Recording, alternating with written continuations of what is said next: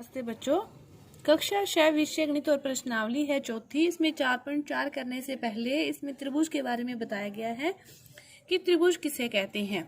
तो तीन भुजाओं से घिरी बंद आकृति को क्या कहते हैं? त्रिभुज कहते हैं। तीन भुजाओं से घिरी बंद आकृति को त्रिभुज कहते हैं। ए बी सी ये वाले क्या कहलाते हैं? इसके शीर्ष कहलाते हैं। ए बी सी क्या कहलाते हैं? त्रिभुज के शीर्ष कहलाते हैं।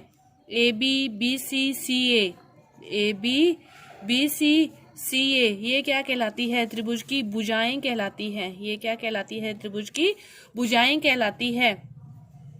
और ए बी सी को यदि अपने इस प्रकार दर्शाते हैं तो ये क्या कहलाते हैं? त्रिभुज के कोण कहलाते हैं।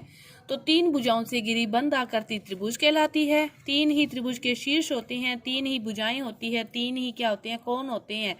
और त्रिभुज के तीनों कोणों का योग 180 डिग्री होता है। और सबसे छोटा जो बहुभुज है वो क्या है? त्रिभुज ही है। सबसे छोटा बहुभुज त्रिभुज ही है। तो इसके बारे में आपको इसमें बताया गया है। अब देखो अपने हल करते हैं इसके क्वेश्चन। 4.4 इसका जो पहला क्वेश्चन है वो क्या कह रहा है कि आप कोई भी त्रिभुज बनाओ ABC। कोई भी आप एक त्रिभुज बनाओ ABC। देखो तीन भुजाओं से घिरी बंद आकृति है तो अपने इस प्रकार एक त्रिभुज बनाते हैं। त्रिभुज बना लिया।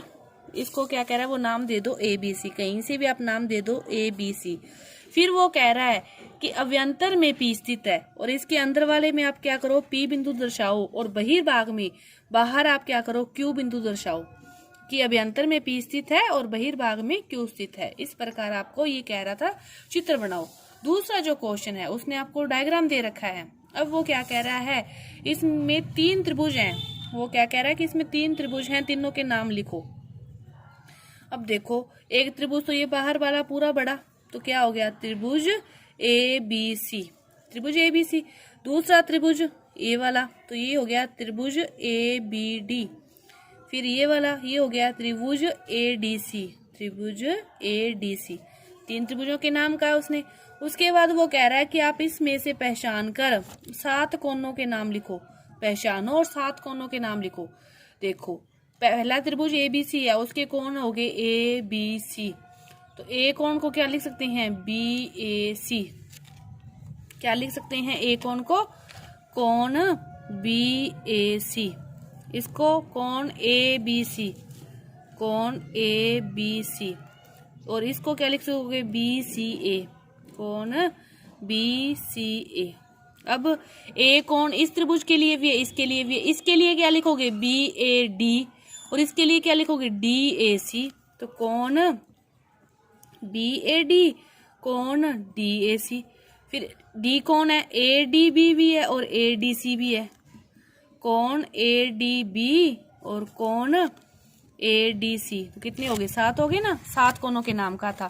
फिर वो कह रहा है कि रेखाखंडों के नाम लिखो। रेखाखंडों के नाम भी लिख सकते हो।